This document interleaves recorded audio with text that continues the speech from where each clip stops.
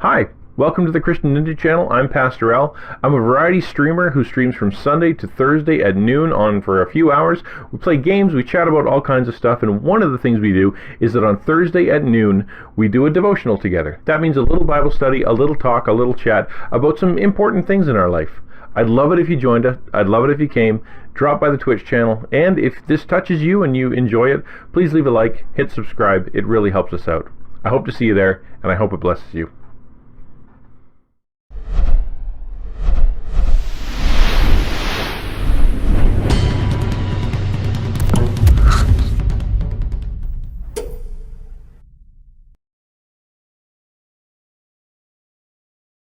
So for the past 14 weeks or so, I've been working my way through the book of the Bible called Philippians, or more accurately, the Apostle Paul's letter to the Philippian church. We're taking it slow because this book is very, very dense. There's a lot to unpack and a lot that we can learn from.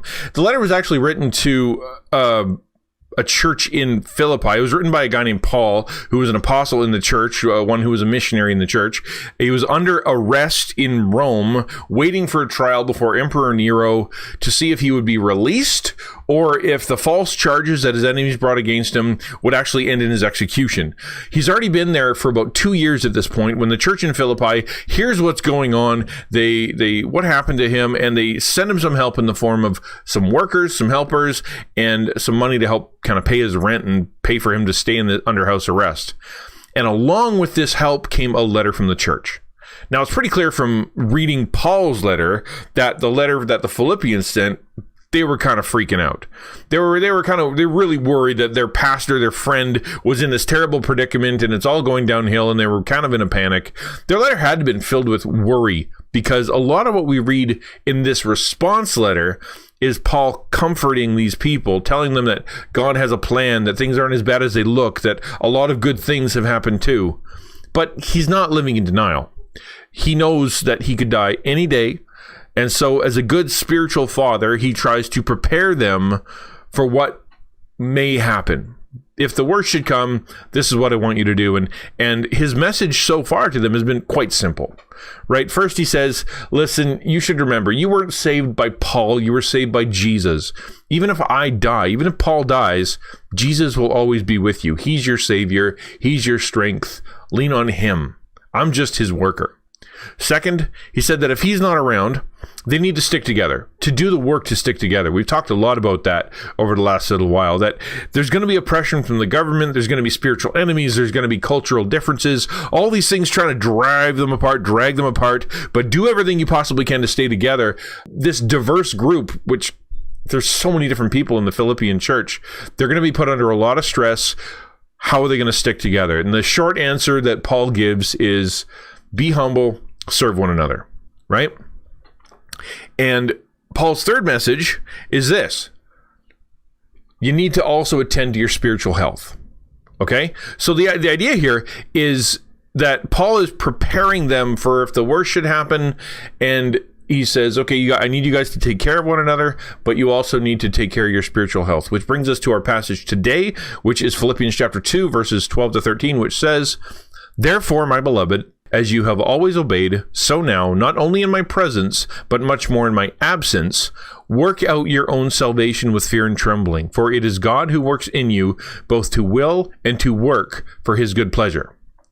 Now, Paul's been, giving them a pat on the back in the very first part of this. He's saying, you know what? You guys are really good at this. You guys are good people. You're obedient to God. You take care of each other already. You've been working hard to make sure you stay connected to Jesus. But he knows that if worse comes to worse and he dies, there's a real good chance that news is going to send a shockwave that will fracture the church. And once you add the external oppression and the cultural division on the inside, it's going to be hard to stay together. So he says to them, in my absence, when I'm not there, keep doing all the things that build your spiritual health and keep you connected to God and each other. Or in the words that he says, work out your salvation. Now, why is he saying this? Why would he phrase it like that?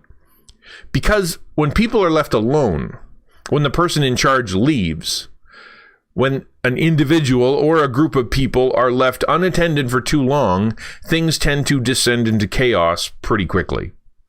If you've been in a classroom, then you know this is absolutely true. The teacher is there, everything's going along fine, everyone's fairly well behaved. But what happens the moment the teacher walks out the door, right? It's like almost immediate anarchy. It's the same thing at work, right? When the boss isn't looking over your shoulder and isn't there kind of hovering around, well, things go a little sideways. When he is there, things are done according to the manual. The tasks that nobody wants to do, they still get done. People tend to do their work and just leave each other alone. But when the boss isn't there for a couple days, suddenly the quality starts to slip. The garbage or whatever that no one wants to do, that starts to pile up.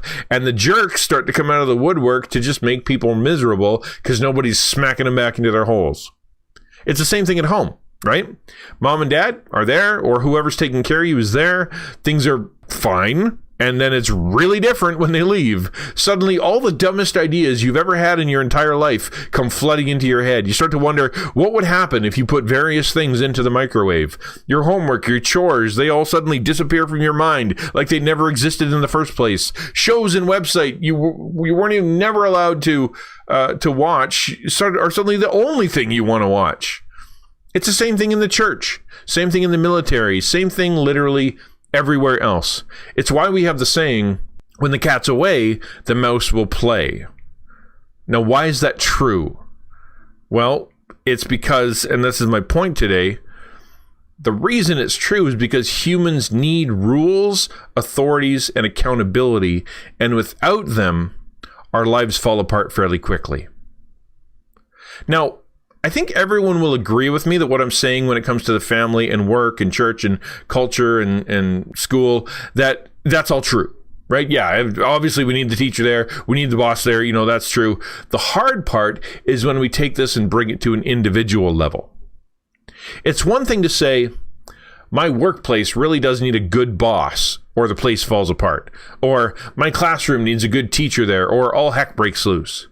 But it's totally another thing for you to say, I need a good boss or I won't do my work. I need a teacher or I won't learn. I need people in authority over me, telling me what to do, keeping me in line, forcing me to do certain things, or I'm going to hurt myself and I'll hurt others. I need rules in my life and I need people to make me follow the rules or I will blow my life up. And probably someone else.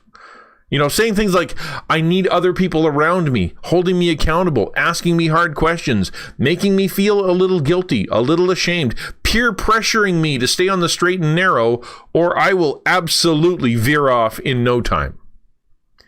It is easy to say that on a corporate, outside organizational level.